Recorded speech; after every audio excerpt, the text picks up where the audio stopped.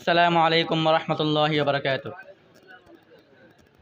আলহামদুলিল্লাহ আলহামদুলিল্লাহি ওয়া কাফা ওয়া সালামুন আলা ইবাদিহি আল্লাযিনা ইসতাফা আম্মা বা'দ। ফাকাদ ক্বালা আল্লাহু তাআলা ফি কালামিহিল মাজিদ ওয়া ফুরকানিল হামিদ।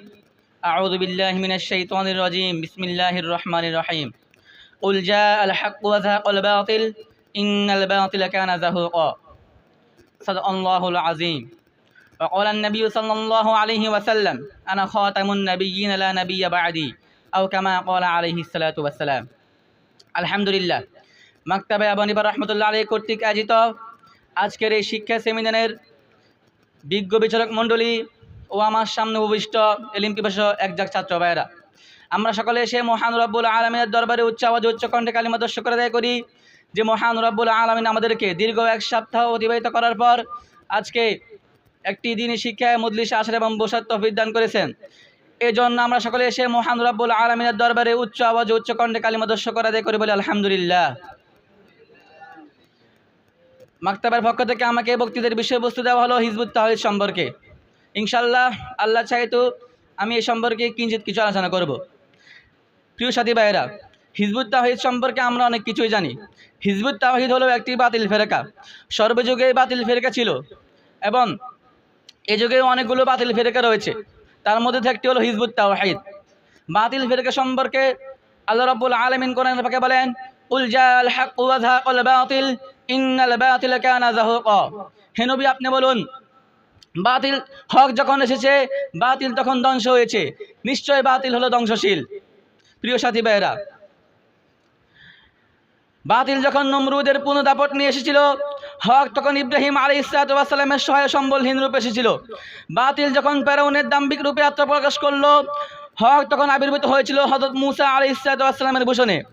বাতিল যখন বনী ইসরাঈলের রক্ত পিপাসা রূপ নিয়ে এসেছিল, হক তখন এসেছিলেন হযরত ঈসা আলাইহিস সালামের আকৃতিতে। বাতিল যখন এসেছিল রোম ও পারস্য সম্রাটের আকৃতিতে, হক তখন এসেছিল হযরত মুহাম্মদ রাসূলুল্লাহ সাল্লাল্লাহু আলাইহি ওয়াসাল্লামের রূপ ধারণ করে। বাতিল যখন মাথাছাড়া দিয়ে উঠছিল, প্রথম খলিফা হযরত আবু বকর সিদ্দিক রাদিয়াল্লাহু তাআলা আনহু বাতিল যখন মাথাছাড়া দিয়ে উঠছিল, ইমানি আমলি ইরতাদ তথা ধর্ম বর্জনের ব্যাপক স্থলে বিরূপ নিয়ে, হক তখন এসেছিল প্রথম খলিফা হযরত আবু বকর সিদ্দিক রাদিয়াল্লাহু তাআলা আনহুর আকৃতিতে। বাতিল যখন এসেছিল হযরত বিন ইউসুফের শুরুতে, হক তখন এসেছিল হযরত আব্দুল্লাহ ইবনে জুবাইরের ভূষণে। বাতিল যখন এসেছিল খলিফা মানসুরের রূপে, হক তখন এসেছিল ইমামে আজম হযরত আবু হানিফা রাহিমাহুল্লাহর শুরুতে। ঠিক তেমনিভাবে বাতিল যখন আত্মপ্রকাশ করলো ইস্ট ইন্ডিয়া ঘাতকের রূপে, হক তখন এসেছিল সহায় সম্বলহীন ও ধৈর্যশীল উলামায়ে দেওবন্দের রূপ নিয়ে। ঠিক তেমনিভাবে এখন বাতিল ফেরকা এসেছে হিজবুত তাওহীদ শয়তানের রূপ নিয়ে, আর হকের সেই রূপ নিয়ে এখন আমাদেরকে এই জায়গায় উঠতে হবে। প্রিয় সাথী ভাইয়েরা, আমাদেরকে এখন অলসতার চাদর মুড়ি দিয়ে বসে থাকলে চলবে না, আমাদেরকে হিজবুত তাওহীদের বিরুদ্ধে লড়তে হবে। আমাদেরকে তাদের বিরুদ্ধে কথা বলতে হবে, তাদের বিরুদ্ধে আমাদেরকে স্লোগান তুলতে হবে।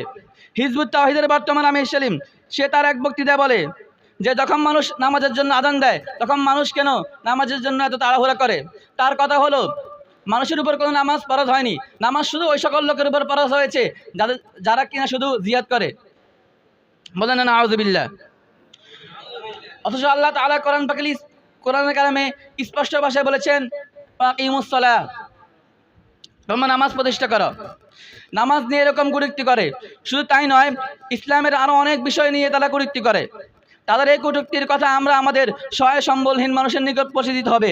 আমাদেরকে আমাদের পরিবার ও আত্মীয় স্বজনকে তাদের এই কটূক্তি থেকে সাবধান করতে হবে। তাদের এসব চক্রান্তের কথা আমাদেরকে সাধারণ জনগণ নিকট পৌঁছে দিতে হবে।